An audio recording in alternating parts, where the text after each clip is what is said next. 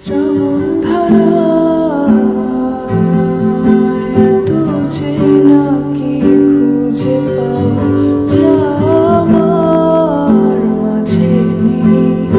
এক বিন্দু পরিমাণও